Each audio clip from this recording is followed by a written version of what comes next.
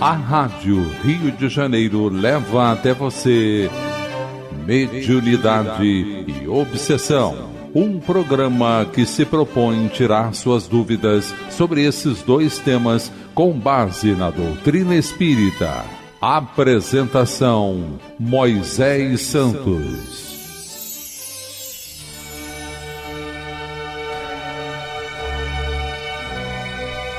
Caríssimos ouvintes da Rádio Rio de Janeiro, eu sou Moisés Santos e este é o programa Mediunidade e Obsessão. Vamos permanecer conectados com a proposta de entendimento oferecida pela doutrina espírita. Essa doutrina de amor, de luz, que vem lembrar a essência dos ensinamentos de Nosso Senhor Jesus Cristo em sua prática em amplos horizontes de oportunidades de convivência, estabelecendo então esse convívio pela ferramenta da comunicabilidade entre dois mundos, que é a mediunidade, meu caro ouvinte. Você já sabe, nós estamos estudando o livro Diálogo com as Sombras, do autor Hermínio Corrêa de Miranda, da editora da Federação Espírita Brasileira. Já estamos na quarta parte desta obra e estamos dando continuidade ao capítulo sobre o desenvolvimento do diálogo. E Hermínio de Miranda vem nos trazer suas experiências falando sobre as sensações, as percepções de tantos comunicantes que estabelecem ainda um apego muito grande com relação às suas necessidades materiais e mesmo desencarnados ainda apresentam dores, apresentam ainda fantasias, apresentam estruturas perispirituais dos registros que permanecem vinculados pelos seus interesses materiais. E ele continua dizendo: outro sentia ainda a dor aguda de uma lança que o penetrara há séculos, quando terminou uma existência de inconcebíveis desatinos. Então por que esse comunicante ainda tinha esse registro? Por conta dos seus desvarios morais. Ele ressalta inconcebíveis desatinos. Continuava preso ao local onde exercera um poder discricionário, a ouvir os comentários de visitantes e turistas sobre suas próprias atrocidades. Então foi alguém de destaque, fama, e agora tem no rol da sociedade a apresentação de sua personalidade, recebendo então de outras pessoas, visitantes e turistas, uma espécie de evocação da sua presença. Um terceiro tinha a voz rouca. Seria um antigo câncer e quase inaudível. Sua cura, aqui cura está entre aspas, por meio de passes, levou-o a um reexame bem menos apaixonado da figura de seu doutrinador, que ele chamara até de porco. Então veja como cada um de nós, para encarar a miséria moral, para auxiliar aqueles que se encontram no charco dos desvarios e dos desatinos, o quanto que nós temos que considerar da má educação, do desequilíbrio, da condição rude da palavra usada pelos comunicantes. Não podemos trazer isso de forma pessoal. Outro companheiro, desorientado, conservava feia cicatriz sobre o olho direito, porque ela lhe dava uma aparência terrível, que atemorizava aqueles a quem ele queria perseguir e afligir. Mas onde podemos encontrar na doutrina espírita, meu caro ouvinte, a explicação de manter essas aparências na estrutura psicossomática ou psicofísica do próprio perispírito da entidade? Vamos esclarecer este conceito. Esclarecendo conceitos. De O Livro dos Espíritos, em seu capítulo 6, da sua segunda parte da Vida Espírita, o título Percepções, Sensações e Sofrimentos dos Espíritos. A pergunta 237. Uma vez de volta ao mundo dos espíritos, conserva a alma as percepções que tinha quando na Terra? Então veja que essa pergunta está diretamente relacionada a todas essas sensações explicadas pelo autor. Os comunicantes ainda trazem, às vezes por séculos, sensações de registros que tiveram na Terra. E os espíritos respondem, sim, além de outras de que aí não dispunha, porque o corpo, qual véu sobre elas lançado, as obscureceria. A inteligência é um atributo que tanto mais livremente se manifesta no espírito, quanto menos entraves tenha que vencer. Então, meu caro ouvinte, além daquelas que o espírito desencarnado se lembra e que foi mais contundente, mais relevante, e portanto ele mantém uma conexão de apresentação, também outras circunstâncias de que ele não se lembrava e que podem vir à tona. E o autor continua. Em uma oportunidade, tivemos também um caso intensamente dramático de um pobre sofredor, guilhotinado na França, durante a Revolução. Desde então, segundo apuramos em seguida, trazia a cabeça destacada do corpo, na mão direita, segura pelos cabelos. O diálogo inicial foi difícil, pois convicto de que estava sem cabeça, ele não tinha condições de falar. A custo, porém, o foi convencendo de que podia falar através do médico. Vivia apavorado ante a ideia de perder de vista a cabeça e nunca mais recuperá-la. Estes registros, meu caro ouvinte, nos mostra a condição de enfermidade, de miséria moral que as entidades ou cada um de nós pode apresentar ao desencarnar. E quanto que os videntes passam situações dramáticas em detectarem situações como essa, principalmente quando não conhecem essas condições de registros por conta de enfermidade moral, que podem ser recuperadas em auxílio numa reunião bem orientada e séria das reuniões mediúnicas de desobsessão. Enquanto a tivesse ali à mão, mesmo decepada, alimentava a esperança de repô-la no lugar. Isto foi possível fazer com a graça de Deus. Oramos e lhe demos passes. Subitamente ele sentiu que a cabeça voltara à sua posição correta, ou seja, onde sempre esteve, bem espiritualmente. A sua visão era o registro do fato do qual ele não conseguia se desvincular, e que plasma no mundo espiritual, como forma pensamento. Louco de alegria, ele apalpava-se e só sabia repetir, ela está aqui, ela está aqui. E conferia com a ponta dos dedos toda a anatomia facial e craniana, os olhos, o nariz, a boca, as orelhas, e estava tudo lá, e dizia, posso falar, estou falando. Queria saber quem fizera o milagre de colar a cabeça novamente no lugar próprio. Quanto ao que lhe acontecera, não acreditava que Deus o tivesse feito para castigá-lo, pois Deus não permitiria que um homem andasse sem cabeça por tanto tempo. Levo-o cautelosamente para uma introspecção, tentando fazer que ele encontre em si mesmo a razão do seu espantoso sofrimento.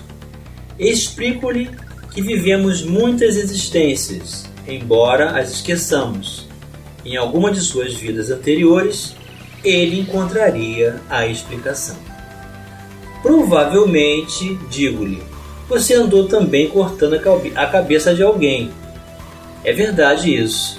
Ele se lembra agora que eram infiéis a Jeová e depois de condenados, ele os executava. Reviu até a fila de espera. Então é exatamente isso que ocorre com todos nós. Quando nós praticamos o mal, quando nos afastamos das leis naturais e divinas, que as nossas consciências oferecem-nos como diretrizes, nós não temos noção do mal que provocamos.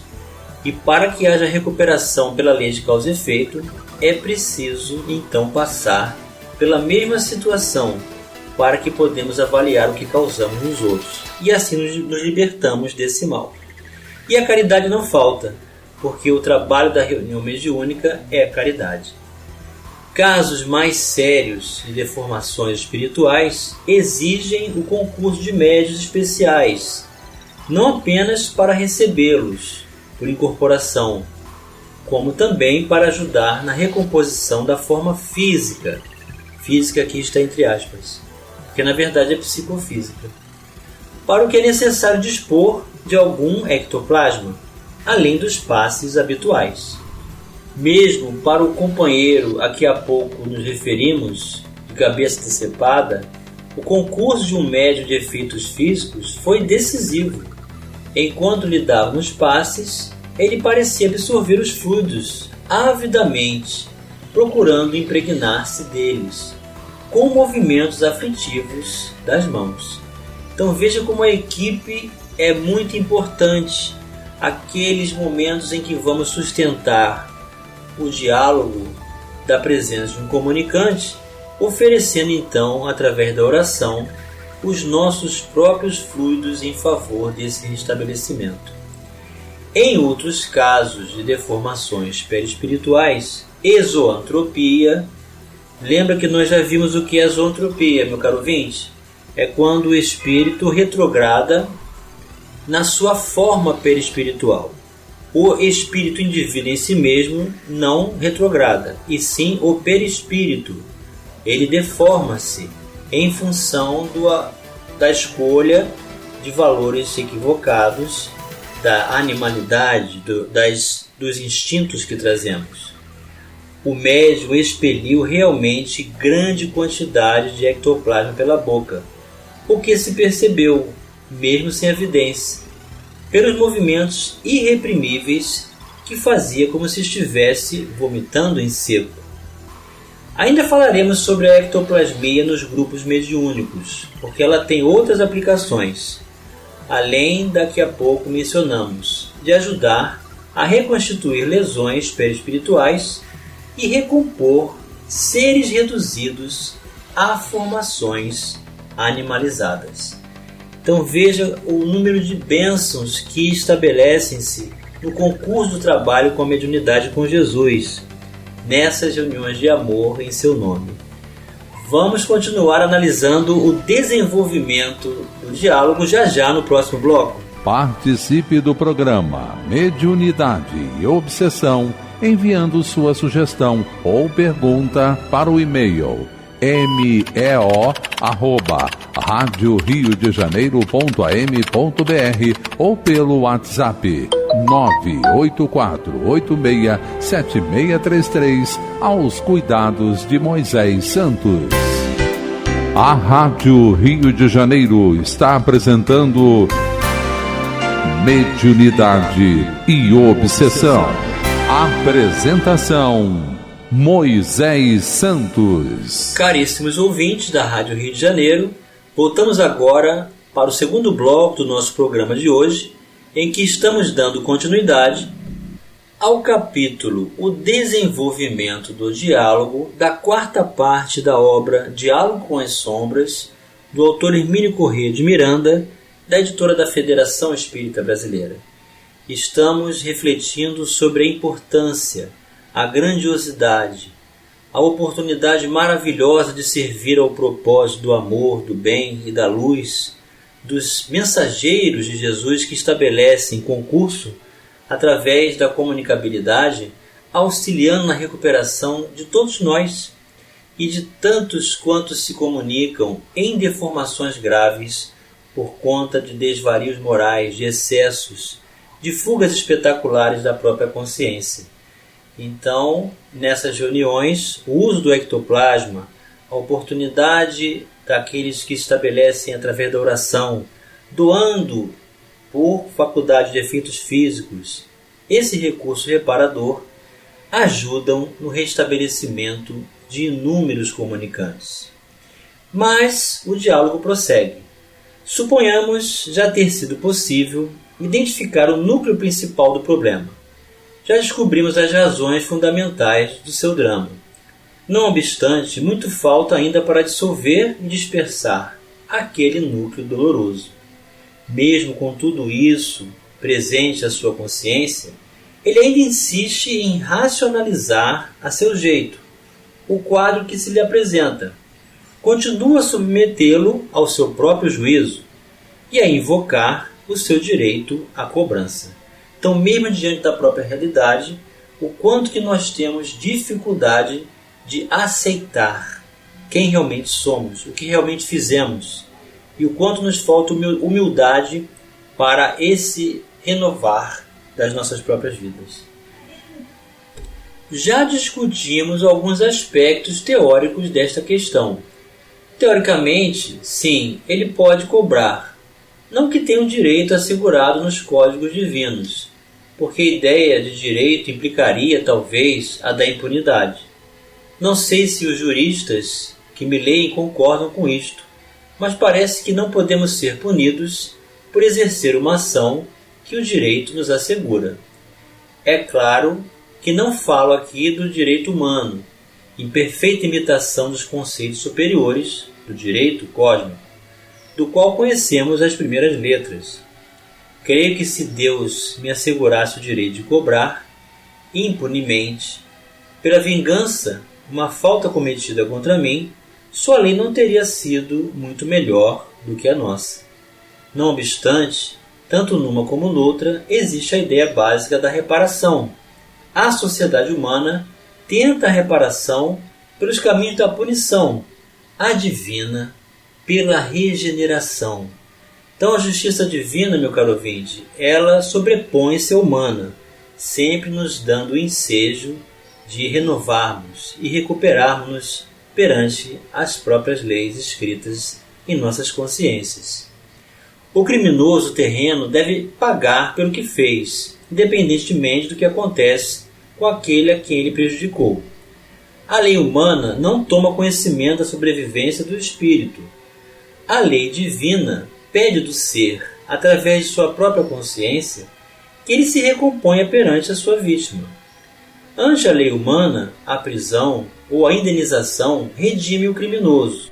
A lei divina vai adiante e lhe pede a reconciliação, mesmo que em face dos códigos terrenos ele esteja quite. Por outro lado, a lei humana não leva em conta o fato de que o homem sofre justamente aquilo que está nos seus compromissos kármicos, que diríamos lei de causa e efeito, respondendo por desatinos cometidos.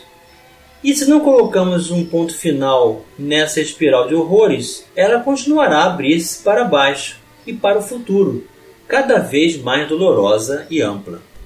É por isso que Jesus nos ensina o perdão, meu caro ouvinte, para nos libertarmos de todo o mal que nós causamos.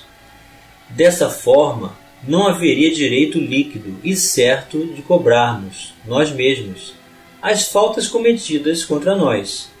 Pois que direito é esse que reabre o ciclo da culpa e nos obriga a pagar aquilo que consideramos simples reparação? Mas como eu explicar tudo isso de forma convincente ao espírito tumultuado pela paixão da vingança? Como iremos mostrar-lhe a falácia da sua filosofia de reparação? Em muitos casos, ele já está convencido dessa realidade, ou seja, a de que exercendo a vingança por suas próprias mãos, ele se inscreve novamente como culpado no tribunal invisível da sua própria consciência. Não importa, ele quer cobrar a si mesmo. Quando chegar a hora da dor, ele arcará com as suas responsabilidades e as sofrerá, diz ele com prazer, porque pelo menos terá saciado seu rancor. Não sabe ele, porém, que o rancor não se satisfaz nunca, muito menos pelos caminhos do sofrimento alheio. Por mais absurda que pareça a tese ao vingador, o seu ódio somente se estanca e somente o libera da sua própria dor pelo perdão. Sacudido pela tormenta das suas paixões, ele nem percebe que também sofre e que continua retido indefinidamente no processo que ele próprio criou. Se conseguirmos despertá-lo para essas verdades, estaremos começando a ajudá-lo. Nem sempre lhe adianta uma bela pregação moral sobre as virtudes teológicas do perdão. Ele não se mostrará sensível ao apelo, enquanto não se convencer de que isso é uma realidade irresistível, que o interessa pessoalmente. Às vezes basta uma pergunta bem colocada no momento oportuno. Acha ele, por exemplo, que com mais um século ou dois de rancor vai conseguir o que não conseguiu em 2 ou 3? Pretende continuar preso à roda viva da aflição? Por quanto tempo? Não está cansado? Não deseja experimentar ao menos um pouco de paz? Pare e reflita, medite, procure encarar o processo com objetividade e sangue frio, como se estivesse apreciando um caso, não seu caso, de perseguidor ou perseguido. Por que manter 2 espíritos amarrados vida após vida, revezando-se nessas posições? Além do mais, a vítima às vezes se lhe escapa irrevogavelmente das mãos pelo próprio sofrimento que lhe é infligido, pelo despertamento de seu espírito, pelo esforço que faz em ajustar-se perante as leis divinas. E então o perseguidor não terá mais como atingi-lo.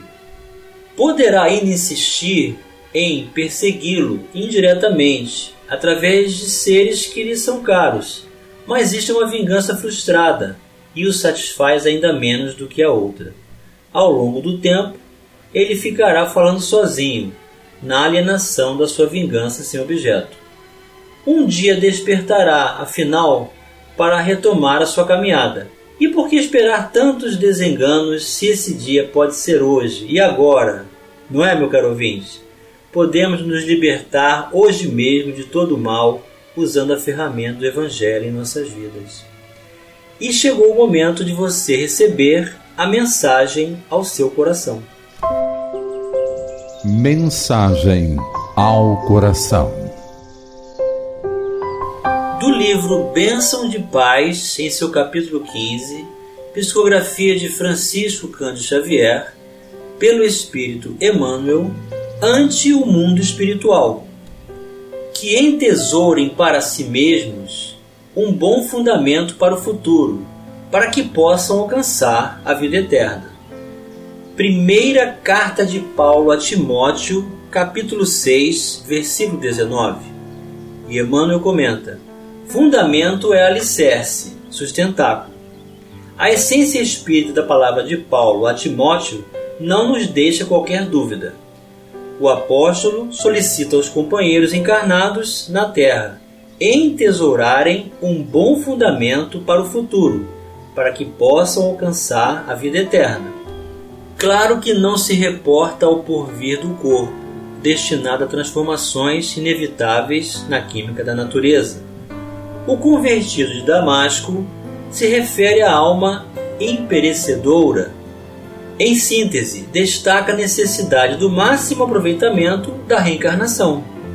Recorda aos homens que os obstáculos do mundo são recursos valiosos para o reajuste do espírito, que as provações na carne são agentes de purificação interior, que a convivência com aqueles que nos ferem ou caluniam é oportunidade de exercitarmos humildade e que o contato de tentações é o processo de amealharmos experiência.